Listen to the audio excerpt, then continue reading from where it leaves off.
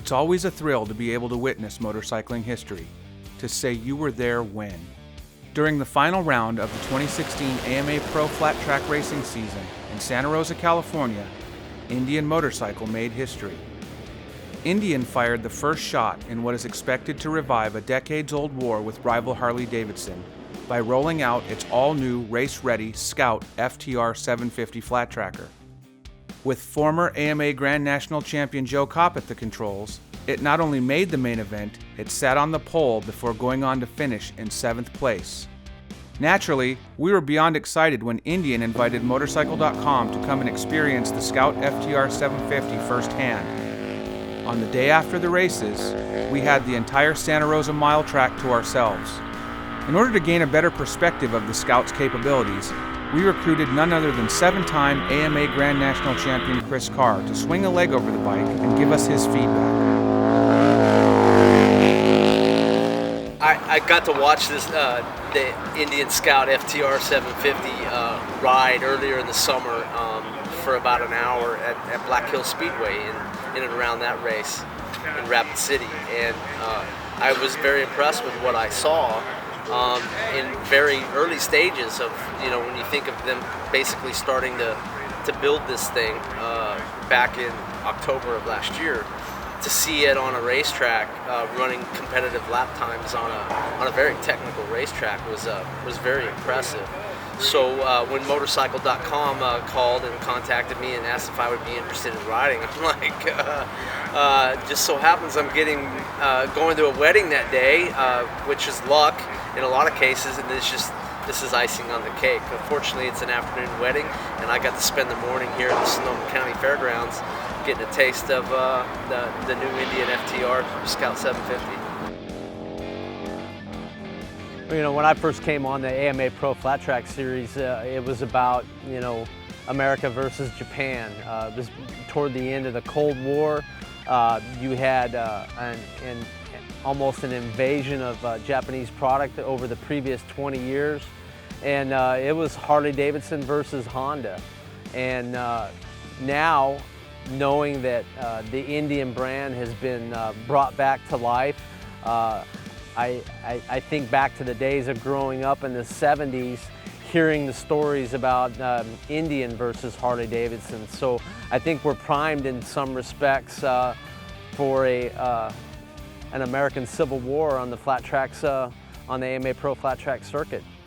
Well, I think hiring undoubtedly the top 2 guys in the sport, Jared Mees and Brian Smith, who will be located under separate tents.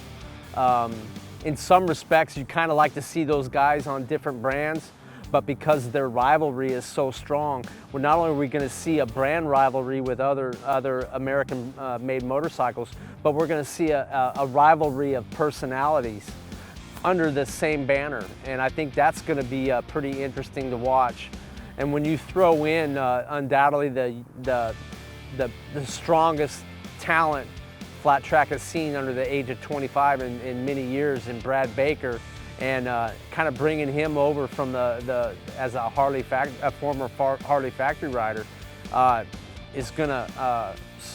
served notice to Milwaukee, and I think that's good long term.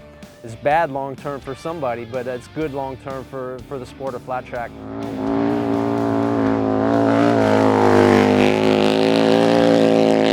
This was a racetrack that I would not have looked forward to later in my career. I probably would have been licking my chops if I was maybe 25 years old. Not an ideal track to test a motorcycle, but it's enough to get an idea that Indian's on the right track. Initially, out of the gate, this early in its infancy, this is a player for the future of flat track.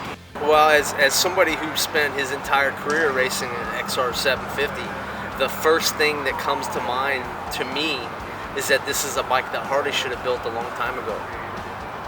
This is a wave of the future. A water-cooled 4-valve per cylinder, fairly narrow V with fuel injection is a bike that could have or should have been built in the early 2000s, to be very honest with you. And I understand that there wasn't much justification for that during that era because their old tried and true XR750 was still winning, and still winning today. It's still going to be a very tough power plant to beat on a given day. But everything that I listed, mechanically and otherwise, is where the entire industry is going with motorcycling. And for flat track to get a fusion of modernization has been sorely lacking for a long time. Designed by MotoGP engine manufacturer Swiss Auto, and going from concept to racetrack in just 9 months, the FTR750's 52-degree V-twin blends the best properties of traditional dirt track power plants with modern high-tech amenities such as double overhead cams, fuel injection, and high-tech engine management. Even while playing it cautious on the tire-torn racetrack, Carr let the high-winding, fuel-injected beauty do its business. Ergonomically, the bike, everything is where it needs to be. If there's any one thing that differs to other purpose-built flat trackers I've ridden in the past, is that the bike sits a little taller, especially in the seat area. The frame rails are a little bit higher. But I think for the generation of racers today that have grown up on MX-based motorcycles, this is kind of a compromise between what they grow up on with the singles and what for lack of a better term, old school flat tracker is. This is right in between the two, but I think that's a good thing because it's going to allow some adjustability as bikes get more powerful, suspension gets better. Having it low and squat to the ground like we've seen for many, many years, the only way you can go is up, and this is going to allow you to go up and down much easier. Indian is back, and it appears ready to challenge Harley-Davidson for flat track supremacy. So who will win this epic battle? If the recent buzz surrounding the Indian Scout FTR750 and Harley-Davidson's new XG750R flat tracker are any indication, the answer is simple. Flat track fans, let the battle begin.